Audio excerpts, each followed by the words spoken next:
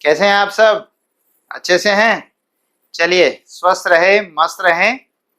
Start करते हैं हम अपना टॉपिक।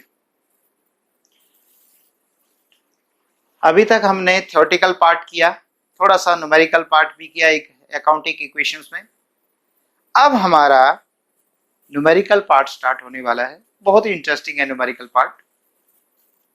उसके लिए हमने बेस बना लिया है और अब बेस बनने के बाद अब हम आगे चलते हैं। आपको बड़ा आनंद आएगा, बहुत ही आनंद आएगा अगर आप ध्यान से सुनेंगे तो। Rules for double entry system. पहले मैं डबल एंट्री बताता हूं।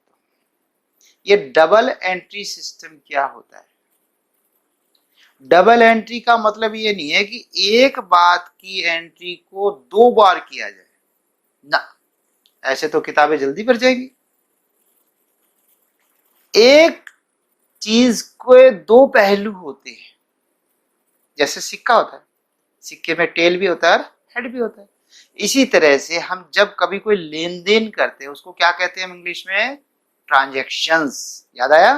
ट्रांजैक्शंस। व्यापार एक बिजनेस ट्रांजैक्शन बताई थी ना, कि जो मुद्रा में मापी जा सकती हो और व्यवसाय से संबंधित हो, है ना? तो ट्रांजैक्शंस यानी बिजनेस ट्रांजैक्शंस जब है,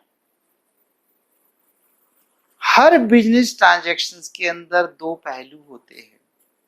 अगर कोई ले रहा है तो कोई दे रहा है, अगर कोई चीज आ रही है तो कोई जा रही है। भाई अगर आप कोई चीज खरीदोगे तो या तो अभी पैसे दोगे या बाद में दोगे, पर दो पहलू तो बनेंगे। या तो अभी दे दोगे तो हिसाब किताब खत्म, और अगर अभी नहीं दिया है तो अगले का नाम लिख दो, अगले का नाम लिखो बाद में देने के लिए, है कि नहीं? तो ये दो पहलू होते हैं। तो दोहरा पहलू का मतलब है एवरीथिंग हैव टू एस्पेक्ट्स। हर एक के दो एस्पेक्ट्स है and we have to deal with both. हमें दोनों के साथ डील करना पड़ेगा। ठीक है बेटा, चले स्टार्ट करें। हम आपको rules for double entry system बताने जा रहे हैं कि हर एंट्री को हम डबल करेंगे। जब तक ये किसी को रूल नहीं पता, खाते तो वो भी बनाता है लेकिन वो इस तरीके से नहीं बनाता। जैसे कि मान लिए रमेश को पैसे दिए और कोई, अभी आपने 10th किया हुआ है और मैं कहूँ बेटा लिखना, रमेश को 10,000 रुपए दिए, तो आप लिख दोगे पेड टू रमेश 10,000। ये लो सर, लिख दिया। ठीक है, इस तरीके से लिखते हैं। ये डबल एंट्री सिस्टम नहीं है। अब हम इसको डबल करेंगे कि हर चीज का दोहरा लेखा करें, दोनों पहलुओं का लेखा करेंगे। दोहरा नहीं, दोनों पहलुओं का लेखा करेंगे। अब कैसे करेंगे वो मैं बताने जा रहा हूं। इस लेक्चर को इतना इंपॉर्टेंट समझो, इतना इंपॉर्टेंट समझिए कि इसके ऊपर हम एक बहुत बड़ा पेड़ खड़ा करने जा रहे हैं। बहुत बड़ा पेड़। तो यहां से हमारा अब स्टार्टिंग हो रहा है कि जिस बच्चे को ये रूल्स आते हैं, रूल्स बताएंगे ना यहाँ पे रूल्स, तो जिस बच्चे को ये रूल्स आते हैं और वो क्लियर है कि हाँ ये रूल ऐसे होगा, ये इस पे लागू होगा, ये इस पे लागू होगा, वो बच्चा मार ही नहीं खा सकता। अक्सर बच्चे यही मार खाते, अक्सर, कि सर मुझे तो समझ में नहीं आ रहा, मैं तो कॉमर्स छोड़ूंगा, मुझे तो पल्ले नहीं पड़ता। उसका कारण यही होता है। यानी कई बच्चों के साथ इतना बुरा हो जाता है कि कॉमर्स में आने के बाद वो छोड़ जाते हैं। सिर्फ उसका कारण ये होता है कि उनको इस पेड़ की बनाना शुरुआत नहीं आती, शुरुआत में ही दिक्कत है बस। और जब पेड़ बनने लग गया, उसके क्वेश्चंस निकलने लग गए, तो आनंद ही आनंद, आनंद ही आनंद है आगे। देखिए, जो हमारे अकाउंट्स हैं, जो हम खाते बनाएंगे, खाते बनाएंगे ना, उनको शॉर्ट फॉर्म में लिखते हैं A/C। अकाउंट हो गया। अगर एक से ज्यादा हो तो अकाउंट्स S लगा दो, अकाउंट्स हो गया। ठीक है बच्चे, जितने भी अकाउंट्स हैं, मान लीजिए एक टोकरी में, दिस इज बास्केट, एक टोकरी है और इसमें ये सारे अकाउंट्स, ये सारे कौन से है भाई? +1 की बुक्स में जितने अकाउंट्स हैं, +2 की बुक्स में, बीकॉम की बुक्स में, मैं कह रहा हूं सारी दुनिया के जितने अकाउंट्स हैं, सब हमने एक टोकरी में डाल दिए, सब एक टोकरी में डाल दिए। ठीक है, ओके। कोई भार नहीं है, एक भी अकाउंट भार। चलिए, इन सब अकाउंट्स को हम दो भागों में बांटेंगे। पहला है पर्सनल अकाउंट्स। पर्सनल अकाउंट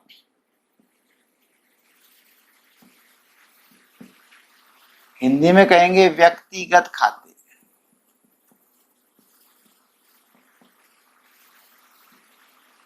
व्यक्तिगत खाते,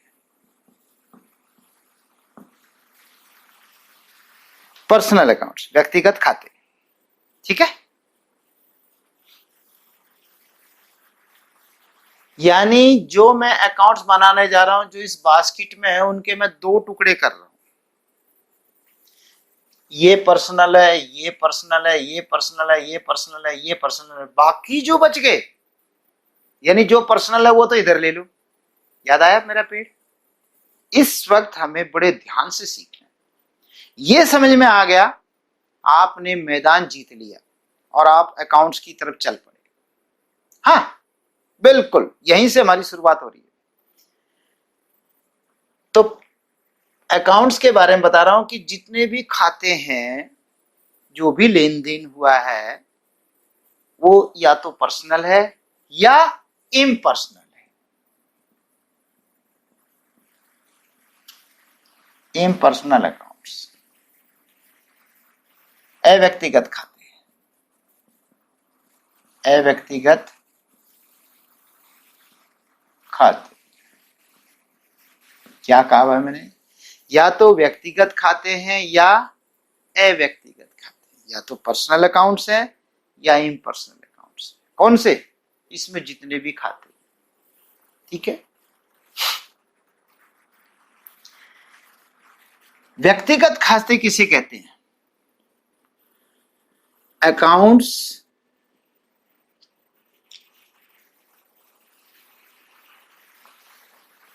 which are accounts which are in the name of a person, company, institution,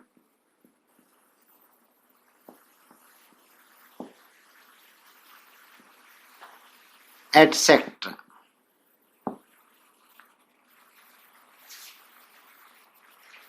वे खाते जो किसी व्यक्ति,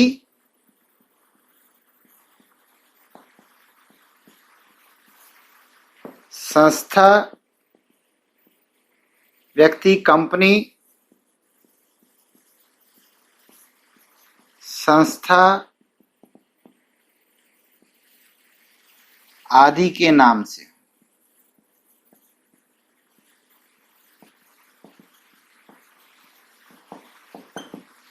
डियर स्टूडेंट्स, वैसे तो पर्सनल अकाउंट के और टुकड़े किए जाते हैं, जिसमें होता है natural person, artificial person, representative of person. तो लेकिन अभी आप +1 में है, शुरुआत है, समय बहुत है, अभी तो एंट्री मारो।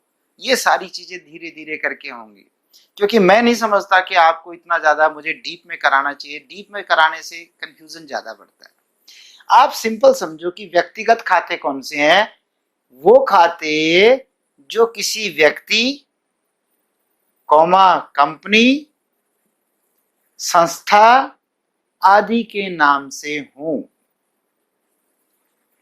जो खाते किसी कंपनी के नाम, किसी व्यक्ति के नाम से, कंपनी के नाम से, संस्था के नाम से हो, उनको हम व्यक्तिगत खाते कहते हैं।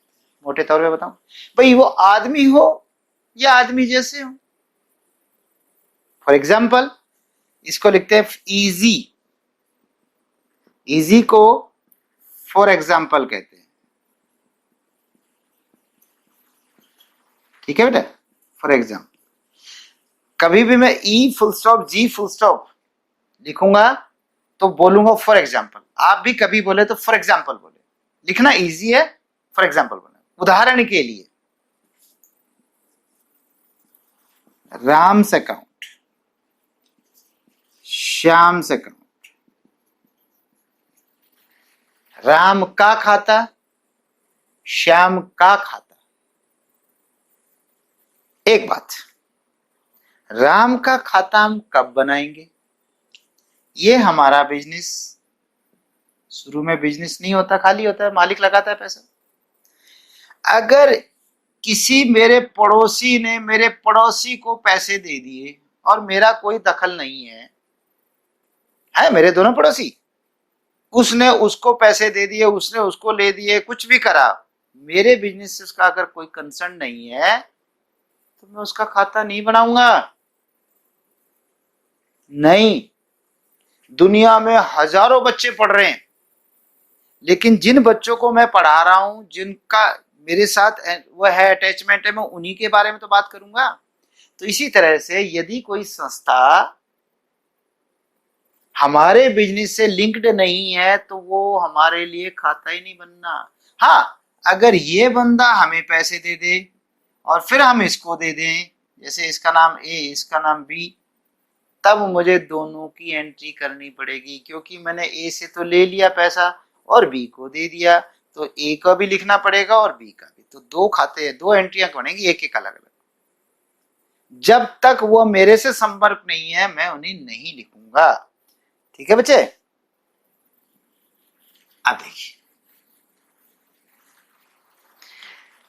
राम्स अकाउंट एक व्यक्ति का खाता है, श्याम्स अकाउंट एक व्यक्ति का खाता है। तो बताइए कब बनेंगे ये खाते? राम का खाता तभी बनेगा जब हम राम से कुछ लेंगे या कुछ देंगे, या तो पैसे देंगे या पैसे लेंगे, या माल देंगे या माल लेंगे, या काम करवाएंगे उससे तब पैसे देंगे, या हम उसका कोई काम करेंगे तब हम पैसे लेंगे। मतलब राम के साथ हमारा कुछ ना कुछ ट्रांजैक्शन हुआ है। इसी तरह श्याम का खाता भी तभी लिखेंगे। और अगर राम के साथ कुछ नहीं हुआ तो नहीं लिखना। कहीं आपको यार खाली बैठा हूं लिख देना राम को। और ये भी याद है, एक बार ट्रांजैक्शन हुई तो दो बार थोड़ा लिखोगे कि खाली बैठे एक बार और लिख देते हैं ना, भाई गलत हो जाएंगे खाते। तो Ram's account personal account, Shyam's account personal account. इसी में आप कैपिटल अकाउंट लिख सकते हैं। पूंजी खाता, पूंजी बताया था, मालिक द्वारा व्यवसाय में लगाया गया धन। मालिक द्वारा व्यवसाय में लगाया गया धन, में रुपए नहीं कह रहा, रुपए भी और रुपए जैसी कोई चीज अगर मालिक लगाता है तो उसको कहते हैं कैपिटल। ये भी पर्सनल है। उसके बाद है drawings account. Drawings account, drawing को हिंदी में क्या कहते हैं? आहरण, आहरण खाता। और ये ऊपर वाला क्या था? पूंजी खाता, पूंजी खाता। ठीक है जी। आहरण क्या होता है? जब मालिक बिजनेस के अंदर पैसे लगाता है तो क्या कहलाता है वो? Capital account. और जब मालिक को घर में पैसे की जरूरत पड़ जाती है और बिजनेस से ले जाता है, क्या कहते हैं? ड्राइंग्स। सिर्फ पैसा ले जाना ही ड्राइंग नहीं है। ऑफिस में 10 चेयर पड़ी हैं, मुझे घर पे 2 चेयर चाहिए और ऑफिस में ज्यादा पड़ी हैं, उठा के घर ले गए, ले जा सकते हैं, ड्राइंग हो गई। हमारी किरियाने की दुकान है, हम किरियाने का सामान घर ले गए, ले जा सकते हैं, ये ड्राइंग्स हो गई। और बच्चे की फीस देनी है तो फिर तो किरियाने का सामान नहीं ले जाओगे, फिर तो कैश ही उठाओगे, तो कैश लेके जाओगे, तो ये भी आपकी ड्राइंग्स हो गई। तो बिजनेस के अंदर मालिक लगाता है, मालिक लगाता है या मालिक लगाते हैं, एक से ज्यादा मालिक हो तो भी मालिक लगाता है या लगाते हैं, तो कैपिटल और मालिक व्यापार से निकालते हैं तो उसे ड्राइंग्स कहते हैं, अपने घर खर्च के लिए। ठीक है बच्चे? ये भी पर्सनल है जी। इसी में आ गया बैंक अकाउंट। ये बैंक अकाउंट क्या है भाई? बैंक को हम पर्सनल अकाउंट कहते हैं क्योंकि ये बैंक जो है आर्टिफिशियल पर्सन है, कृत्रिम है। मतलब एक तो हमारे जैसा नेचुरल पर्सन है जिसको भूख भी लगती है, थकावट भी होती है, नींद भी आती है ना, और हमें तो टेंशन भी होती है। लेकिन इसी तरह कुछ संस्थाएं हैं, जैसे कोई भी संस्था लगाओ, कोई कंपनी, जैसे जिंदल इंडस्ट्रीज कह लीजिए, रिलायंस इंडस्ट्रीज कह लीजिए, है ना, इस तरह से कोई भी कंपनीज है, तो वो सारी जो कंपनीज हैं वो एक व्यक्ति है, लेकिन हमारे जैसे नेचुरल नहीं है, आर्टिफिशियल है। कानून ने उनको जन्म दिया है कि ये भी एक व्यक्ति की तरह है। तो व्यक्ति की तरह है तो क्या करते हैं, वो हमारी तरह सोते नहीं है, थकावट नहीं मानते, तो फिर क्या करते हैं, हाँ, जैसे हम एक प्लॉट खरीदते हैं ऐसे ही ये कंपनियां प्लॉट खरीद सकती हैं। जैसे मैं किसी पे मुकदमा ठोक सकता हूं, ये भी ठोक सकती हैं, और जैसे कोई मुझ पर मुकदमा ठोक सकता है, इन कंपनियों पर भी ठोका जा सकता है। इसीलिए तो ये कानून की नजर में व्यक्ति हैं, तो व्यक्तियों की तरह है। तो बैंक भी एक व्यक्ति की तरह है, ठीक है, आर्टिफिशियल है। तो बैंक क्यों लिखेंगे? अब बैंक तो यहाँ पे कई प्रकार के कई बैंक है, पंजाब नेशनल बैंक है, स्टेट बैंक ऑफ इंडिया है, सिंडिकेट बैंक है, सेंट्रल बैंक ऑफ इंडिया, ऐसे बहुत सारे बैंक है। तो मैं सबके नाम थोड़ा लिखूंगा। जिस बैंक में मैं डील करूंगा, जिस बैंक के साथ मैं लेन देन करूंगा, उस बैंक की बात कर रहा हूं। जिस बैंक में मैं पैसे जमा कराऊंगा उसकी बात कर रहा हूं। ऐसे सब बैंकों को थोड़ा लिखूंगा, ठीक है। तो बैंक का मतलब है जिस बैंक के साथ हम डील करते हैं। क्या एक से ज्यादा के साथ भी कर सकते हैं? बिल्कुल, 36 बैंकों के साथ करो, आप जितने बैंक करना चाहो करो। तो ये आपके ये आ गया। अभी किसी कंपनी का नाम बताया मैंने, जैसे जी मैं रिलायंस इंडस्ट्रीज कह दूं, रिलायंस इंडस्ट्रीज,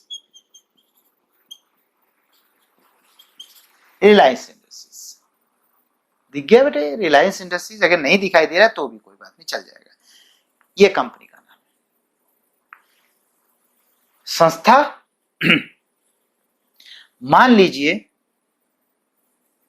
एक स्कूल है, गवर्नमेंट सीनियर सेकेंडरी स्कूल, और 7 रोड खुर्द, ये लीजिए हिस्सा, एक स्कूल का नाम, गवर्नमेंट सीनियर सेकेंडरी स्कूल खादर। ये कब बनेगा भाई?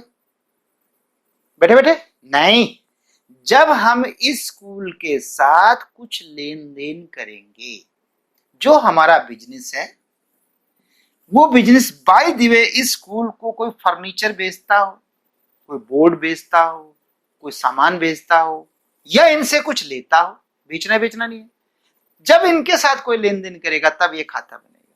ये भी एक इसी तरह से माना जाएगा, क्योंकि नाम है किसी का, एक स्कूल का नाम है, एक संस्था का नाम है, किसी फर्म का नाम हो सकता है। तो इस तरीके से बेटे हम इनको पर्सनल अकाउंट कहते हैं। क्लियर हुआ बच्चे? मैं बड़े स्लो पढ़ा रहा हूं, लेकिन क्योंकि ये पेड़ बनाना है तो पेड़ तो एकदम नहीं बनता भाई। अगर इतना ही जल्दी बनता तो फिर इतने दिन भी हमने लेक्चर क्यों दिए थे, फटाफट खींच देते। तो समझ में आया पर्सनल अकाउंट कौन से होते हैं, व्यक्तिगत खाते कौन से होते हैं? ऐसे खाते जो किसी व्यक्ति, किसी संस्था, किसी कंपनी आदि के नाम से हो, इनके नाम से उनको हम पर्सनल अकाउंट्स कहते हैं। ठीक है, याद रहेगा। मैंने इसमें ये पर्सनल छांट लिया, ये पर्सनल छांट लिया, ये छांट लिया, ये छांट लिया, ये छांट लिया, ये छांट लिया, तो बाकी कौन से बच गए? इम्पर्सनल, इम्पर्सनल, इम्पर्सनल, इम्पर्सनल, बाकी इम्पर्सनलिटी बचेंगे। भाई एक ढेर है, इस ढेर में गोल्ड है, सिल्वर है और आयरन है, ठीक है। अब अगर देखें, सिल्वर का कलर व्हाइट, आयरन का कलर व्हाइट, ये दोनों तो व्हाइट कलर के हैं, है ना, और ये आपका येलो कलर का है। सोना तो येलो कलर में ही होता है ना। आपने येलो कलर निकाल लिया तो क्या बच गया? फिर ये सिल्वर कलर, व्हाइट कलर बच गया, जिसको सिल्वर कलर कह देते हैं, व्हाइट कलर कह देते हैं। ज्यादा इस पे चर्चा नहीं करेंगे, सिल्वर और व्हाइट कहेंगे कि जी फर्क क्या आ गया। मोटी बात, दोनों चमकीले सफेद से हो गए, वो पीला रंग है, पीले रंग से अलग सफेद। अब हम करेंगे, पहले हमने गोल्ड छांट लिया तो बाकी बच गया सफेद रंग, व्हाइट रंग का, यानी पर्सनल अकाउंट छट गए तो क्या बच गए? इम्पर्सनल। अब इम्पर्सनल के भी आगे 2 हिस्से हो जाते हैं बेटे। इम्पर्सनल के भी दो हिस्से होंगे, एक होगा रियल अकाउंट्स, वास्तविक खाते,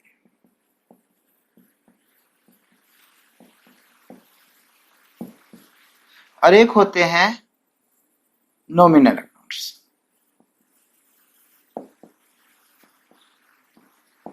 नाम मात्र खाते। वास्तविक खाते और नाम मात्र खाते, ठीक है।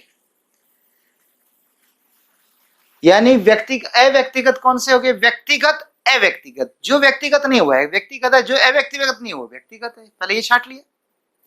जितनी सही छटनी करोगे तुम्हारे क्वेश्चंस यूं निकलेंगे चुटकियों। और भाई उल्टा सुल्टा कर दिया, 10 आइटम थी पर्सनल, आपने 9 ही निकाली या 11 निकाल दी, तो बेटा जब गलती करोगे तो फिर गलती होगा, ठीक है ना। तो रियल अकाउंट कौन से होते हैं? यानी अव्यक्तिगत खाते होंगे, रियल, पर्सनल नहीं। रियल कौन से होते हैं? Accounts of all the things which can be measured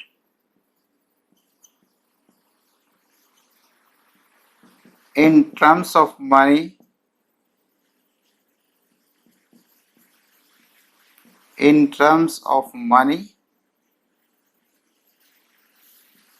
and which are the properties of business.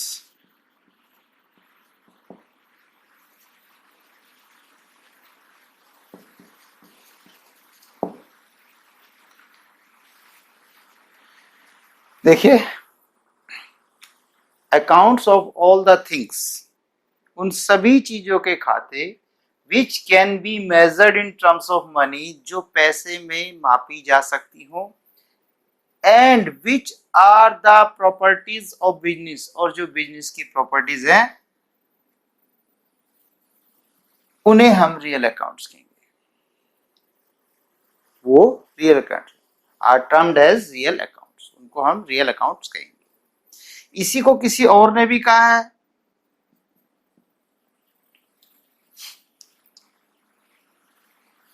all assets, all tangible and intangible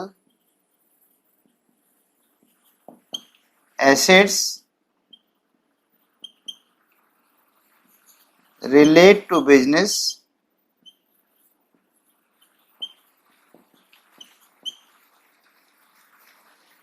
excluding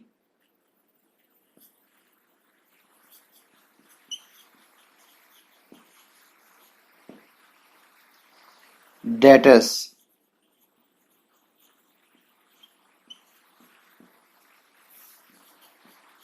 or called real accounts.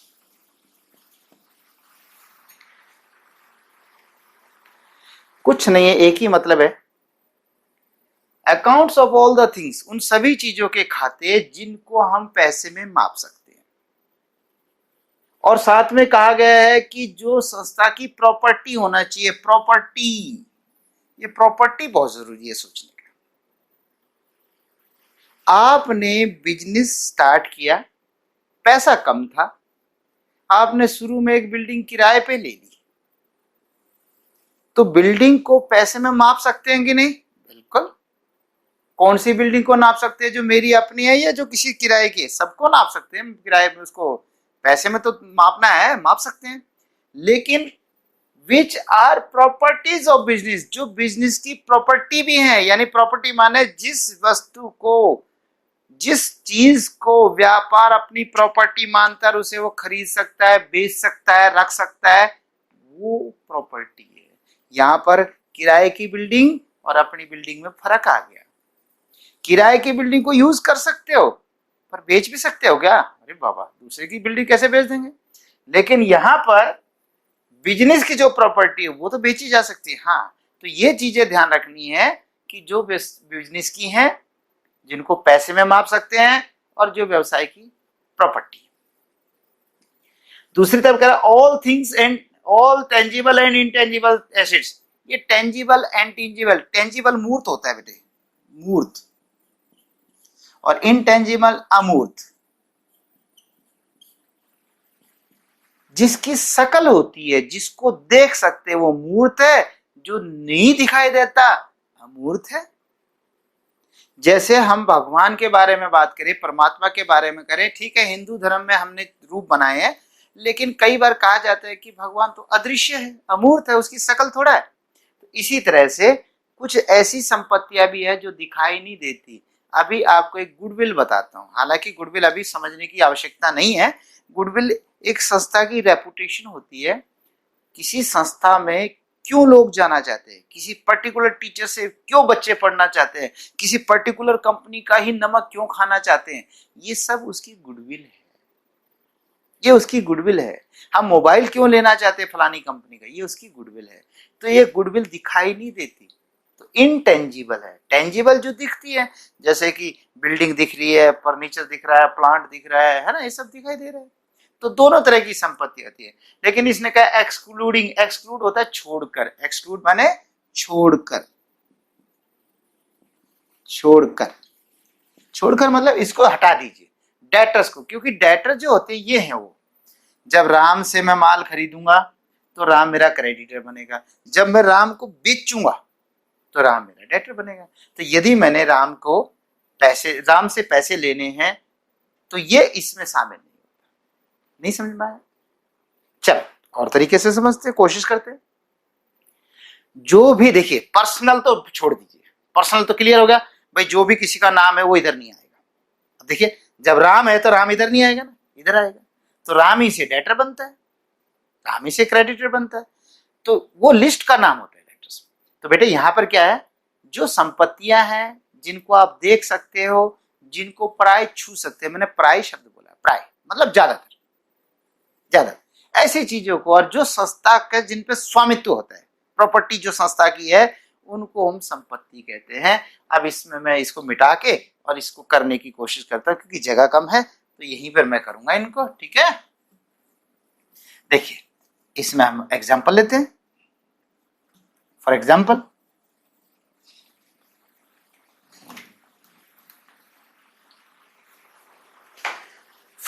है cash, cash, cash account. Cash account क्या है? Cash account बताता है हमारे पास एक निश्चित समय के बाद, यानी जब भी चेक करना, उस वक्त एक पर्टिकुलर टाइम पर कितना हमारे पास कैश, ये कैश अकाउंट बताएगा। कैश अकाउंट बताएगा कहां से कैश आया, कहां से गया, ये सब बताएगा।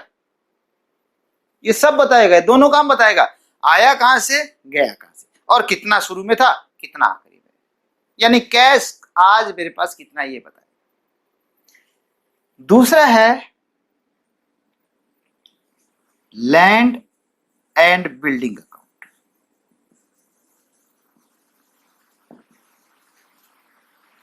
लैंड एंड बिल्डिंग अकाउंट,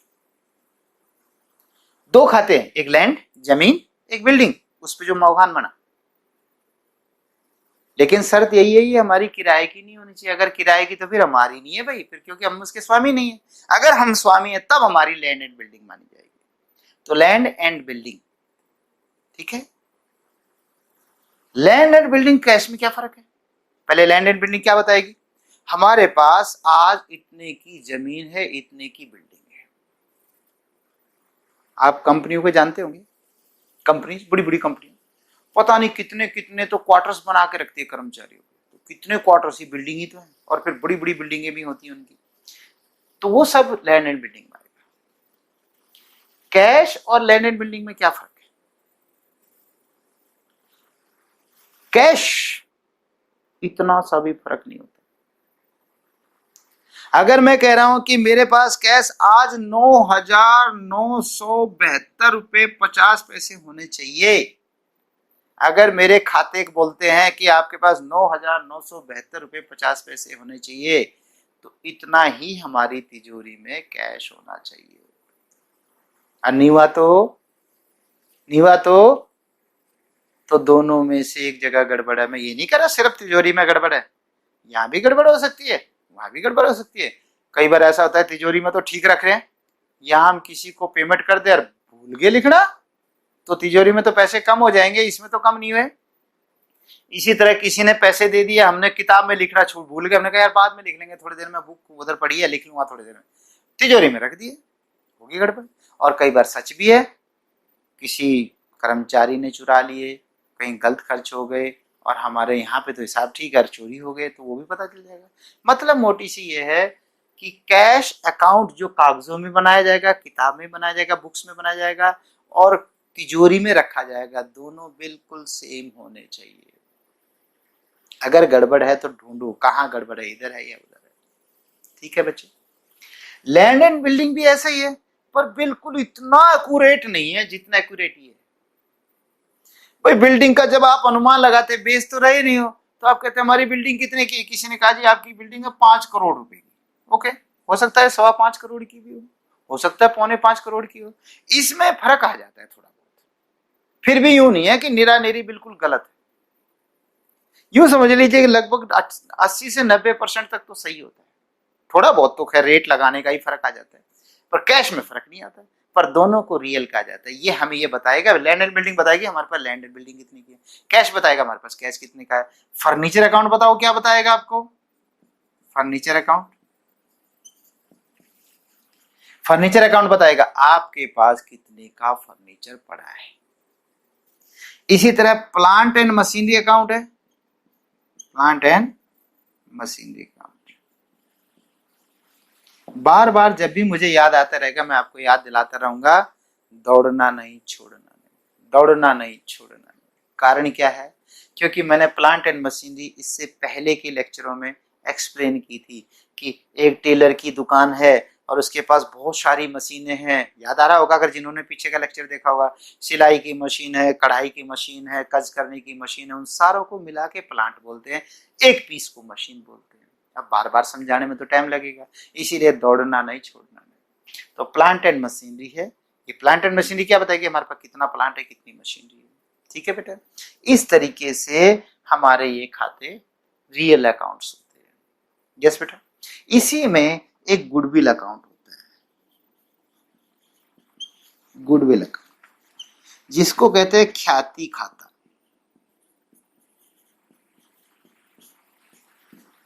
ख्याति खाता, goodwill is a reputation, it is a reputation, it is a reputation of a business।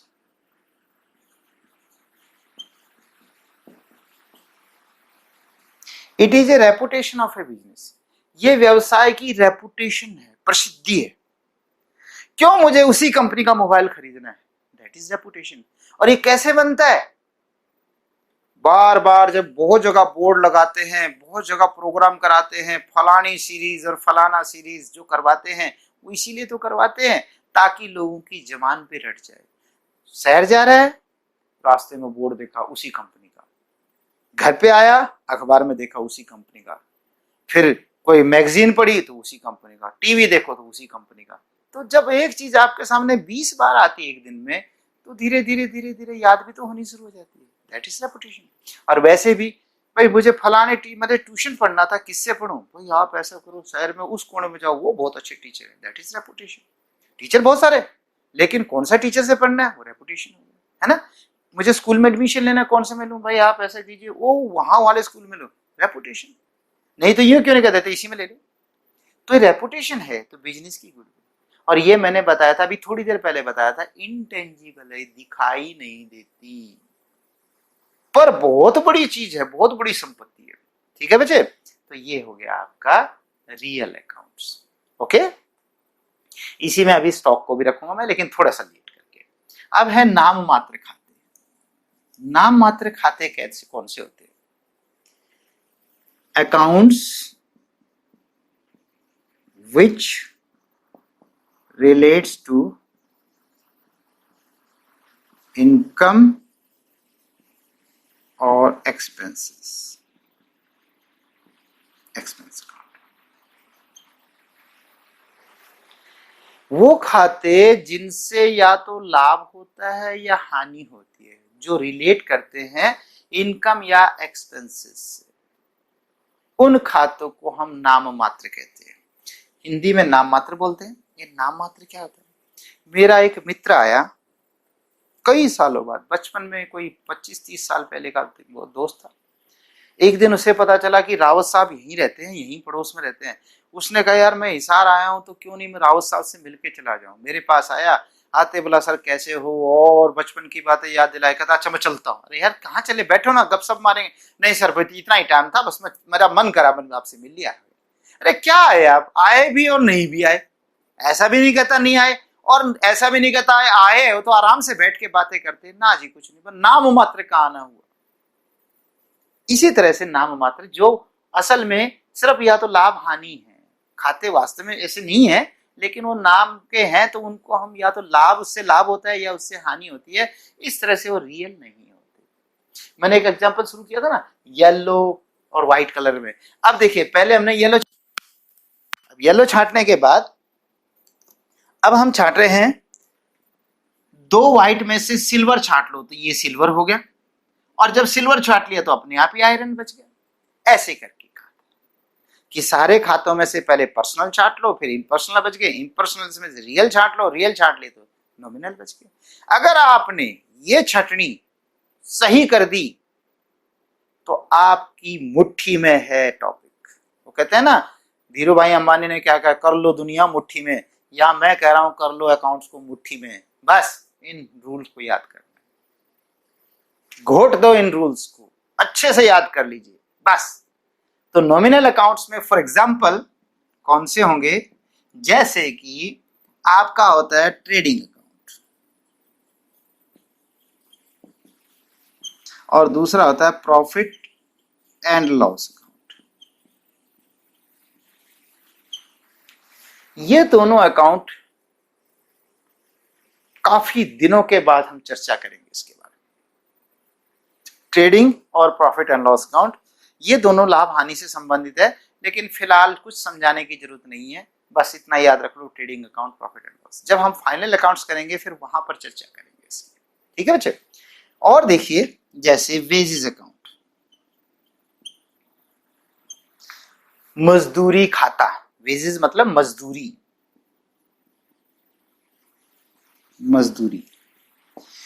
मजदूरी आप जानते हैं ना, मैंने बताया था कि एक ऑफिस होता है, एक फैक्ट्री होती है।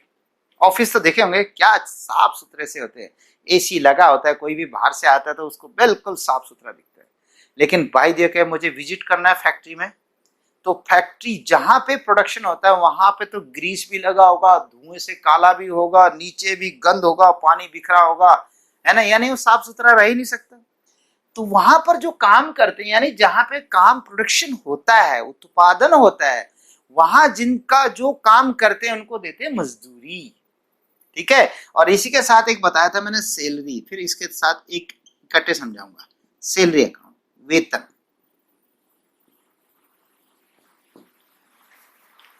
तो जो मजदूरी देते हैं वो खर्चा है, तो देखिए जिनसे इनकम हो या खर्चा हो। सैलरी देते हैं, सैलरी देते हैं ऑफिस वालों को, ऑफिस वालों को, ऑफिस में जो काम करते हैं क्लर्क वगैरह, तो उनको सैलरी देते हैं, वो भी खर्चा है। हालांकि बाद में बताऊंगा खर्चे की डायरेक्ट इनडायरेक्ट, अभी कुछ समझने की जरूरत नहीं है। फिलहाल मोटे तौर पे मजदूरी भी खर्चा है, सैलरी भी खर्चा है। तो क्या खर्चे खर्चे हैं? हाँ, रेंट, ये बताइए क्या है? अरे भाई रेंट दिया जाता है कि लिया जाता है? बताओ बताओ बताओ, रेंट देते हैं कि लेते हैं? क्या कह रहे हो, लेते हैं, ठीक कह रहे। तो आप क्या कह रहे, देते हैं, आप भी ठीक कह रहे, दोनों बात। रेंट हम देते भी हैं, रेंट हम लेते भी हैं। अगर हमने बिल्डिंग किराए पे ले रखी है तो सीधी सी बात हम किराया देंगे, और बाय दी हमारी खुद की ही बिल्डिंग इतनी बड़ी लंबी चौड़ी है कि उसमें कुछ पार्ट एक्स्ट्रा पड़ा है, हमारे काम ही नहीं आता, पता नहीं कब आएगा, 5 साल 10 साल के बाद जब हमारा बिजनेस बढ़ेगा, इतने क्या करें, दे दो किराए पे, आने तो किराए दो, पैसे आते हैं तो किराया मिलता भी है। फिर कंफ्यूजन होगा कि कौन सा माने। अच्छा ये बताओ, ज्यादातर लोग, ज्यादातर व्यापारी या लोग किराया देते होंगे या लेते होंगे? एक सर्वे करते हैं मार्केट का। ये मार्केट है, ये बीच की सड़क है और इधर दुकानें हैं, ठीक है बेटे। मार्केट के बीच में देखे होंगे अपने, किसी गली मोहल्ले में जो भी मार्केट होती है वहां पे कितने चांस हैं कि ज्यादातर लोग किराए पे दे रहे होंगे, या कितने चांस है कि ज्यादातर ने किराए पे ली होंगी? ऐसी संभावना मुझे लगता है ज्यादा है। एक ही आदमी का प्लॉट हो, उसकी 1 नंबर 2 नंबर 3 नंबर 4 दुकानें हो, और उसने 4 में से एक तो खुद रख ली और बाकी रेंट पे चढ़ा दी, ऑन रेंट, बाकी ऑन रेंट चढ़ा। ऐसा संभव है? हाँ बिल्कुल है। और कुछ ऐसे जो सिर्फ अपनी दुकान रखे बैठे, ठीक है। तो मेरा मतलब यह है कि ज्यादातर लोग किराया देते हैं, बहुत कम लोग किराया लेते हैं। तो क्लियर हुआ कि यदि क्वेश्चन में कुछ नहीं कहा किराया लिया कि किराया दिया, तो ज्यादातर चांस है किराया दिया गया होगा। एक आदमी ने तो लिया है और 3 आदमी ने किराया दिया है, ऐसे ही होता है। तो रेंट दिया जाता है, ठीक है बच्चे। आगे चले बेटे। अब है इसी में मैं डिस्काउंट अकाउंट कह देता हूं। डिस्काउंट, अब डिस्काउंट क्या होता है? कटौती, छूट। डिस्काउंट मिलता भी है, डिस्काउंट दिया भी जाता है। देखा ही होगा आपने कि कई बार कोई चीज सस्ती दे देते हो, डिस्काउंट हो जाता है। तो डिस्काउंट अगर हमें मिला है, हमें, और मेरा ही व्यापार है और हमें मिल रहा है, तो हमें फायदा है, तो इनकम हो गई। और बाय द डिस्काउंट हमें देना पड़ रहा है क्योंकि पड़ोसी हमसे सस्ती दे रहा है, तो हम कैसे कंपीट करेंगे? तो हमने कहा चलो हम भी सस्ती दे देते हैं, तो हम डिस्काउंट दे रहे हैं, तो हमारे लिए लॉस, एक्सपेंसेस हो गए, इस तरीके से। ठीक है बेटा। इसी में एक नाम जगह कम पड़ गई, कहां पे लिखूं? यहां पे लिख दो बेटे, bad debts. Bad debts account, bad debts account, नाम दिख रहा है, BAD, bad, DEBTS, debts, bad debts account. इसको हिंदी में कहते हैं डूबत खाता। डूबत खाता, ये क्या होता है भाई? देखिए, हमने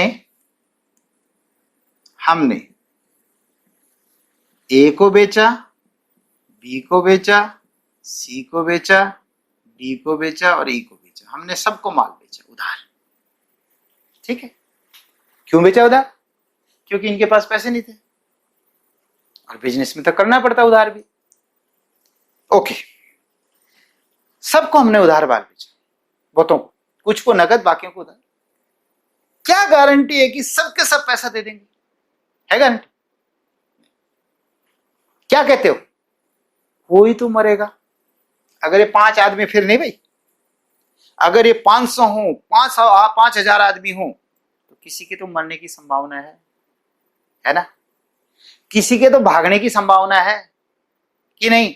किसी की नीयत में फर्क आने की संभावना है, और हो सकता है किसी को बाद में वो जो चीज मैंने दी थी उधार, और वो बाद में निकल आए खराब या घटिया या क्वालिटी डाउन। अगला कहता मैं तो नहीं देता इतने।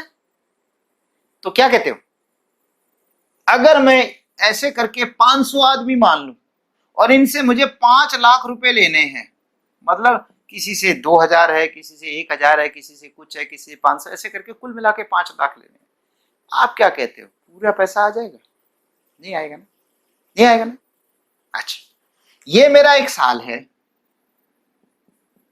मैंने यहां बेचा, यहां बेचा, यहां बेचा, चलो आखिरी में भी यहां साल के बाद भी वैसे तो मैंने बेचा 7 लाख रुपए का माल, और 2 लाख रुपए तो कैश आ ही गया, मतलब बीच में जैसे किसी ने यहां था यहां दे दिया, यहां था यहां दे दिया, लेकिन अब भी 5 लाख रुपए आना बाकी है। ठीक है, 5 लाख रह गए। अगले साल वेट करा, अगले साल ये तो 5 लाख थे, फिर इसमें से 4 लाख रुपए आ गए, 1 लाख नहीं आया, उसको आगे ले चले, 1 लाख और ले चले। अगले साल 1 लाख रुपए और ऐसे हो गए, ना आने वाले 2 हो गए, ओके, चलते रहोगे, अगले साल एक और हो गए, उससे अगले साल। एक दिन आपकी बुक्स में इतने खाते ऐसे बन जाएंगे जो पैसे नहीं देने वाले, कई तो मर गए, खप गए, भाग गए, नियत खराब हो गई, और आप क्या कर रहे हो, बुक्स में लिखे जा रहे हो, बुक्स में लिखे जा रहे हो। क्या होगा आखिरी में? इसको समझाने से पहले एक छोटा सा, एक किसी की कहावत है, सच्चाई भी है, कि कोई मैथमेटिशियन था, गणितज्ञ, और वो कहीं बार में बैठे थे, बार समझते हैं जहां शराब वगैरह पी जाती है, तो वहां पर कोई आदमी शराब पी रहा था और वो उसके साथ बातचीत कर रहे थे। तो उस दूसरे आदमी ने कहा, तुम जानते हो मैं कब से शराब पी रहा हूं? मैं जब 20 साल का था तब से शराब पी रहा हूं। आज कितने साल के हो गए? आज मैं 70 साल का हो गया। ओके, 50 साल हो गए। कितने की आप शराब पीते थे रोज? इतने इतने इतने इतने इतने। मैथमेटिशियन ने लिया पेन, हिसाब लगाया, यदि आज से 50 साल पहले जो शराब पी थी, उस दिन पी थी उसने 50 रुपए की, अगर वो 50 रुपए 5 साल रहते तो 100 हो जाते, फिर 5 साल रहते तो 200 हो जाते, फिर 5 साल रहते तो 400 हो जाते, ऐसे करते करते करते, और फिर उसका ब्याज और कला करा के पता क्या किया उसने? उसने कहा, सर अगर आप आज तक ये सारा पैसा बजाय शराब पीने के इकट्ठे करते और उसको ब्याज पे लगाते, और ब्याज पे ब्याज आता, ब्याज पे ब्याज आता, तो 50 साल बाद आप पता है कितने अमीर होते? पता कितने? कहता है रिलायंस इंडस्ट्री से दुगने अमीर होते। वो तेरे की, उस आदमी को तो वहीं अटैक आ गया, मर गया। होना कुछ नहीं था, लेकिन उसने ऐसे बताया कि ऐसा होता था ऐसा। तो मैं वही कहानी कह रहा हूं, यदि किसी ने हमारे पैसे मार लिए और मैं उसको याद करूं, यार नत्थू सिंह ने मेरे नहीं दिए, फत्तू सिंह ने नहीं दिए, सत्तू सिंह ने नहीं दिए, तो होगा क्या? अटैक, गाली दूंगा मन में, उसने मेरा ऐसा नुकसान कर दिया, उसने मेरा ऐसा नुकसान कर दिया। और वो नत्थू सिंह, फत्तू सिंह, सत्तू सिंह कहाँ है? चैन से सो रहे हैं, चैन से सो रहे हैं, और मैं टेंशन में हूं। वो कलकत्ता में भाग गया, वो कहीं और चला गया, और मैं टेंशन में हूं। ऐसी टेंशन पाल के फायदा क्या है? भाई ठीक है, आप वेट करो, किसी से पैसा नहीं आता, लेकिन जब आने की संभावनाएं खत्म हो जाए तो पता क्या कर देना चाहिए? भूल जाना चाहिए। इसी को डूबत कहते हैं। क्या कहा मैंने? जब किसी से पैसे आने हो और अगर आने की संभावनाएं खत्म हो जाए, ये मैंने संभावना कहा, जब तक आपको उम्मीद है तब तक तो ठीक है। जब आपको लगे भाई अब नहीं आना, आप तो बेकार टेंशन लेना है, तो आप इसे खत्म समझ लो, और ऐसी कंडीशन में इसको बैड डेट्स अकाउंट में डाल दो। किसको डाल दो? वो जो राम सिंह था, श्याम सिंह था, जो मेरा डेटर था, जब उम्मीद खत्म हो जाए तब उनको खत्म करके बैड डेट्स, भाई ये डूब गया, क्या कहते हैं, भाड़ में जाओ, यानी अब आप टेंशन नहीं लेते, बस जो हो गया सो हो गया। इसे कहते हैं बैड डेट्स, डूबत। ये नुकसान है बेटा, ठीक है। इस तरीके से ये आपके रियल्स में आते हैं, सॉरी नॉमिनल्स में आते हैं। और भी हैं बेटा, फिर धीरे धीरे करके बताएंगे, एक दिन में तो होंगे नहीं। जैसे बैड डेट रिकवर्ड है कि यदि डूबा हुआ पैसा, बाय द जिसको हमने कहा था वो भाग गया हिसार छोड़ के, और अचानक उसकी नौकरी हिसार में लग गई, और वो हमारे पास आके कहता है, सर मैं तो सबसे पहले आपके पैसे देने आया हूँ, उस समय मेरे को नौकरी इतनी बढ़िया मिल रही थी, मैं चला गया था, और अब वापस हिसार में आ गया, ये पकड़ो आपके पैसे। अब भागते चोर की लंगोटी से, एक चोर भाग रहा था, कुछ नहीं मिला, लंगोटी मिली, भागते चोर की लंगोटी से, ना मामा से, कहते ना मामा से काना मामा अच्छा, बोलते हैं ना इस तरीके की कहावत कि something is better than nothing, जो कुछ नहीं था उससे ठीक, आने दे जो आ रहा है। तो वो बैड डेट रिकवर्ड होता है, जो डूबा हुआ पैसा आ जाए वो इनकम होती है बेटा, तब भी वो नॉमिनल है, ठीक है। तो आज इतना ही लेक्चर करते हैं, फिर इससे अगले लेक्चर में इनके पर्पस और इनके रूल्स बताएंगे, ठीक है। फिलहाल